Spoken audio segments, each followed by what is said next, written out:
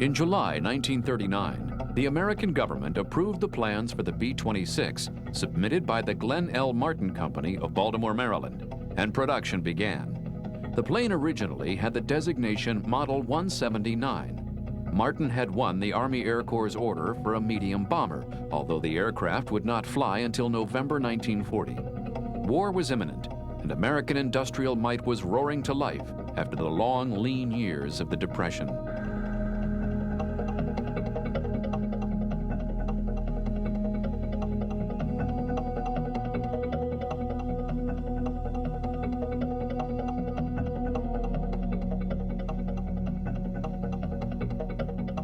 Metal alloys were constantly being improved to increase bomber strength. The American technological might of the era, in addition to having plentiful raw resources, meant that all-metal aircraft could pour out of American factories. While the British, struggling to survive the blockade of U-boats in the North Atlantic, had to make do with fabric-covered bombers with wooden frames. The workload was intense. During this time, with full production of bombers underway, the Martin Company's Baltimore plant had become the largest aircraft factory in the United States. The workforce had grown from 3,000 to 13,000. 3 shifts worked around the clock.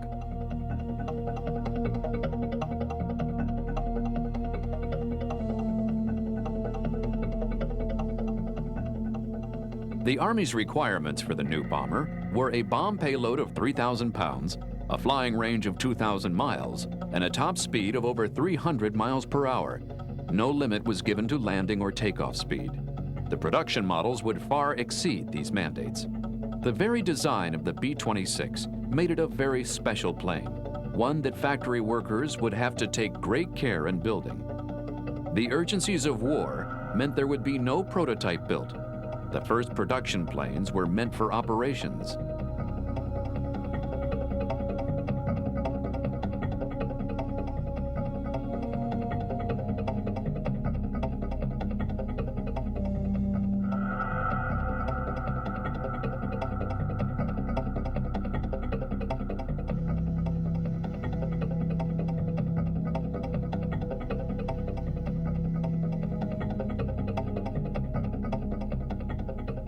For the men and women on the home front, the manufacture of the B-26 would be a challenge. It would be one that they would meet.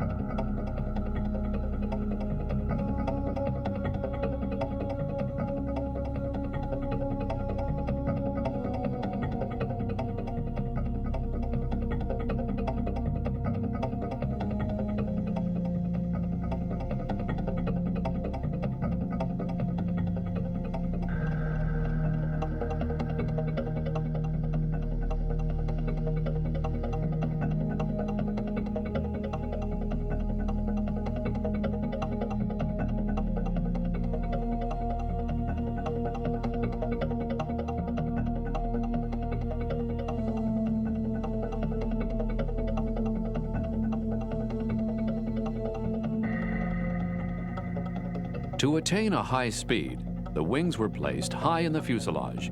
Its aluminum alloy fuselage was built in 3 parts.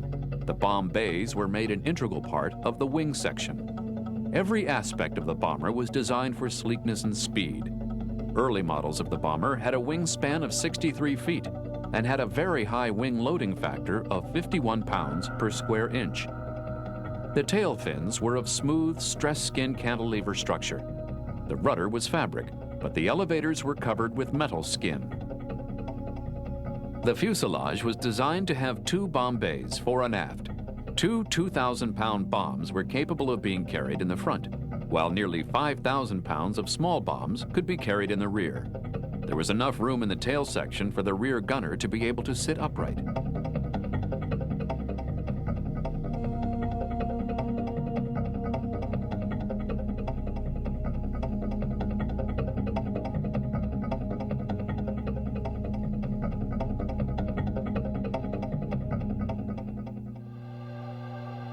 Each section of the plane had to be carefully fitted together in order to maintain structural integrity. The B-26 was expected to endure high stress during flight. Its engine nacelles were streamlined. Its very look earned it the nickname the Flying Torpedo.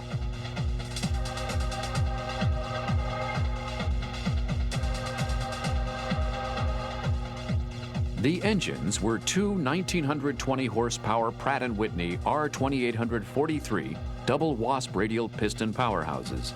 They drove large four-bladed propellers. More than 5,100 B-26s would be built for the Army Air Force before production ended at the conclusion of the war. A number of these saw service with the RAF in Britain and the Royal South African Air Force. Variants of the Marauder were designed to carry a 2,000-pound torpedo and two 1,600-pound bombs.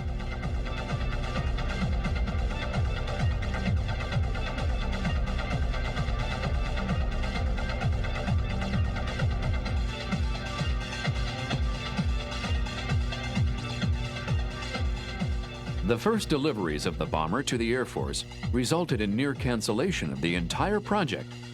As the B-26 went from the production lines to active training units, there was little time to train the instructors to train the pilots.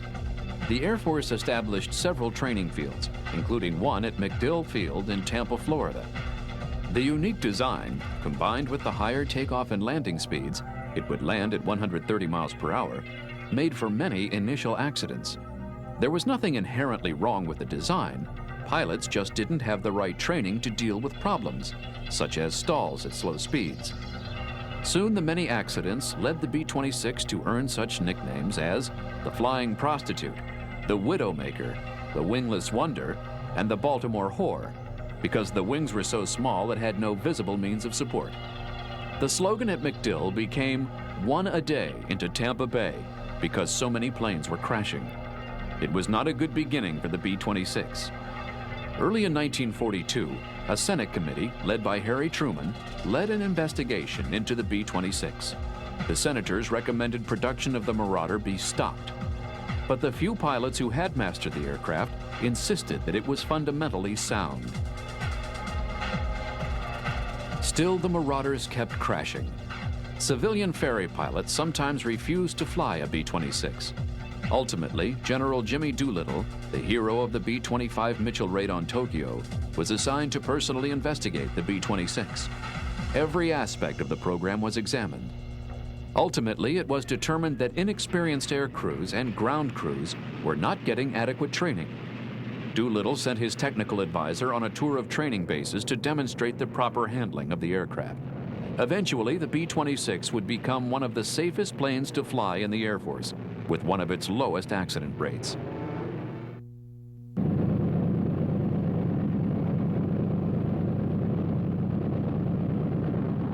Overcoming the jinxed reputation of the B-26 would not be easy. Hollywood was enlisted to help convince pilots and crews that the B-26 could be a very safe airplane, but only if treated with respect. A film was produced to point out the problems of the aircraft and how to deal with them without panicking. In these scenarios, a veteran B-26 pilot takes a new pilot on a test flight. The veteran points out the various unique features of the plane. The high-speed landing characteristics were highlighted for special study. The actor portraying the veteran describes the problems.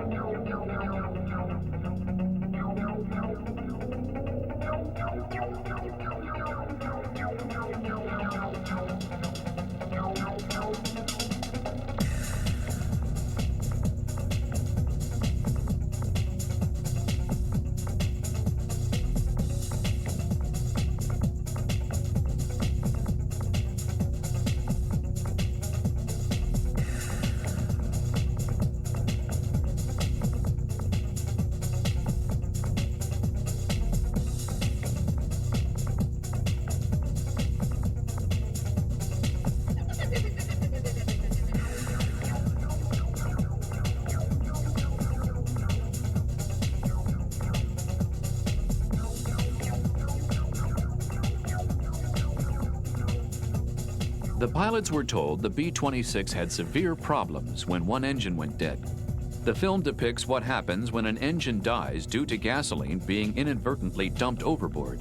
Recovery is quick and professional. Overcoming this problem was crucial to the B-26 program's survival.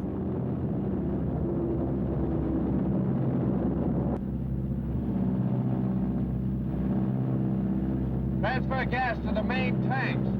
I'm going on instruments for a minute, and I want you to keep your eye on that B-26 from my side while I'm flying blind. Yes, sir. Hand me the blind flying hood.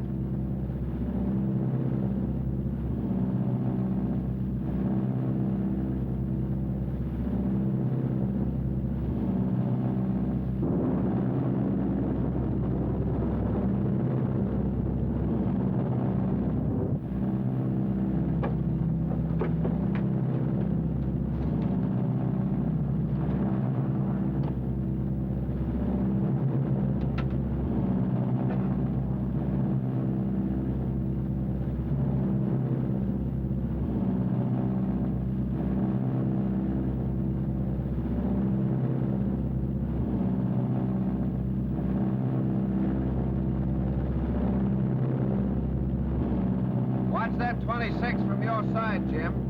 I'm going to let down to 4,000 feet to show you how easy it is to set a constant rate of descent in a B-26.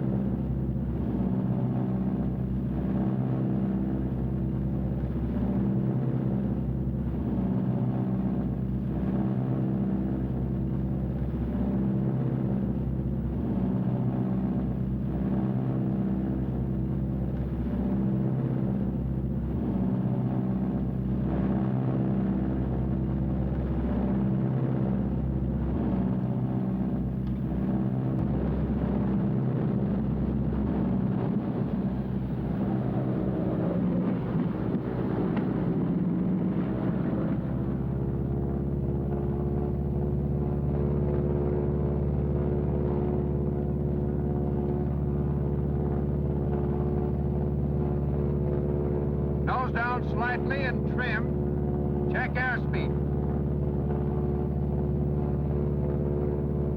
What's the fuel pressure? 0. Flip on the booster.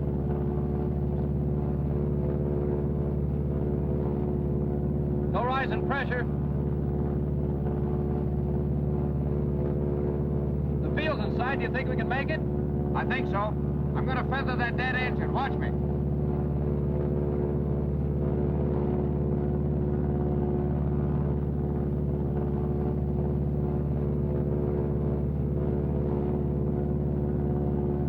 Ignition switch is left on until the propeller has stopped turning.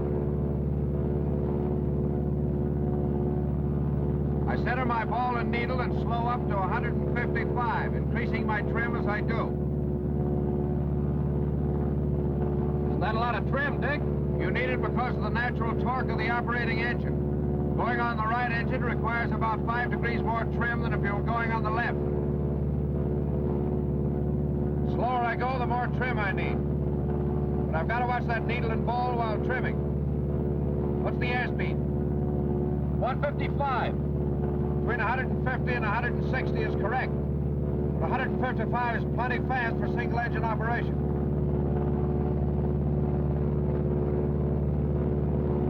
Shall I give him the bad news back at the tower?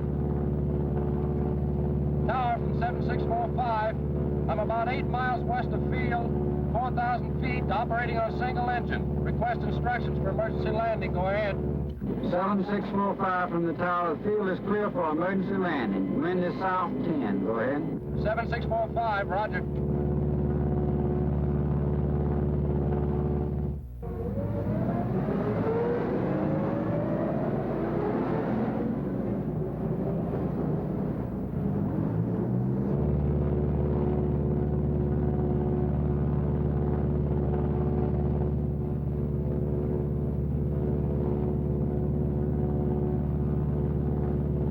running a little short of altitude, are we? I guess I'd better hit the emergency salvo release. I didn't expect to have to demonstrate these emergency procedures so soon.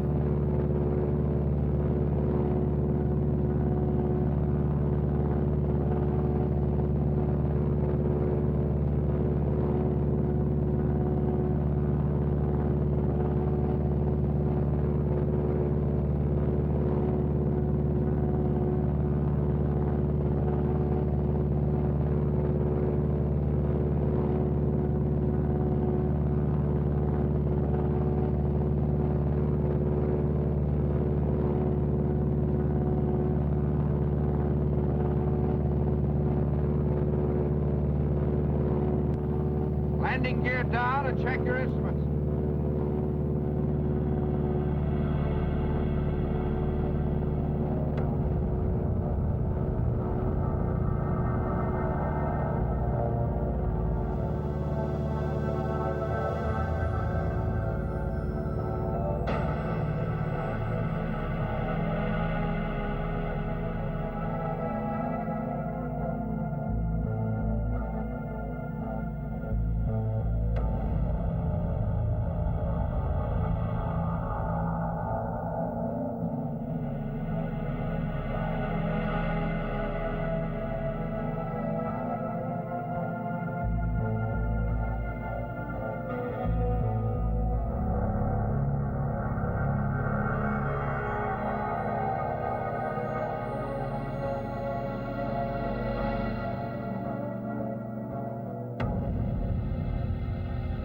Efforts such as this dramatization saved countless lives and helped make the B-26 crews ready for deployment in Europe, where they were sorely needed.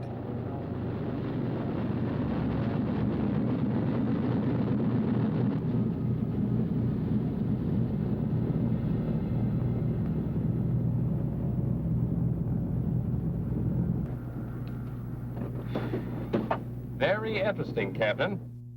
In early 1943, B-26 squadrons were sent to England, where they formed the basis of the medium bomber forces of the 8th Air Force. They proved most effective at medium-altitude pinpoint bombing.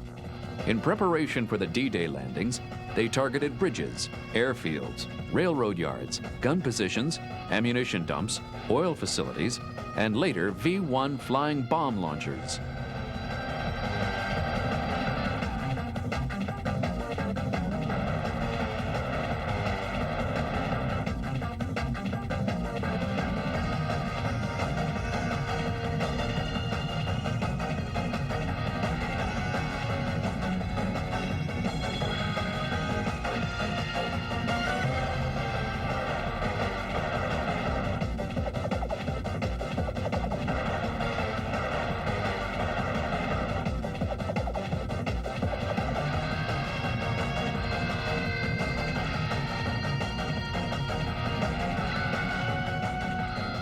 They became part of the wide effort to soften up German positions.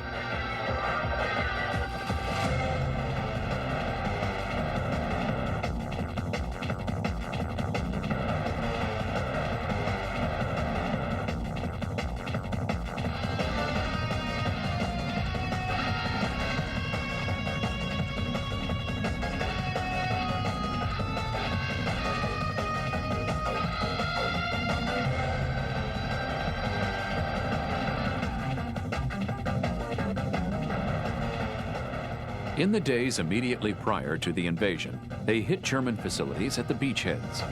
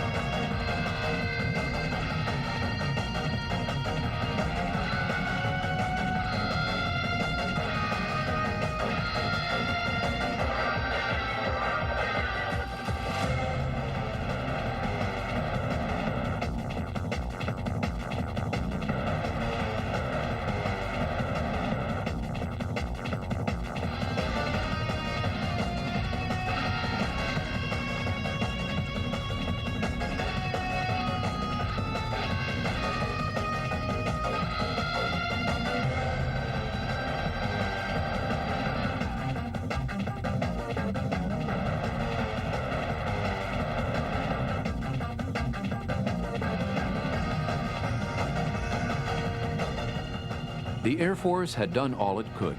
It was now time for the men of the invasion forces to hit the beaches.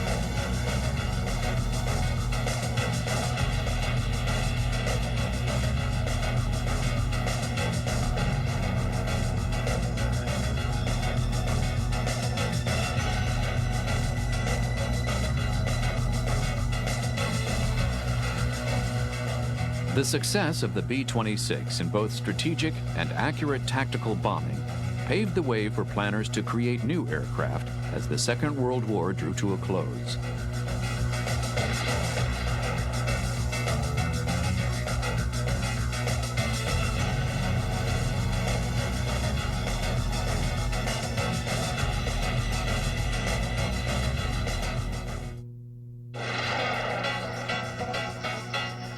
The follow-on medium bomber to the B-26 Marauder was the A-26 Invader built by Douglas Aircraft. After the Marauder was withdrawn from service in 1948, the A-26 was redesignated the B-26. Ever since, there has been confusion over the two aircraft. The new B-26 served in the Korean War very effectively as a tactical bomber. It survived in the Air Force inventory through the Vietnam War, where its ruggedness and armaments capacity was perfect for anti-insurgency. It was a suitable legacy for the B-26 name.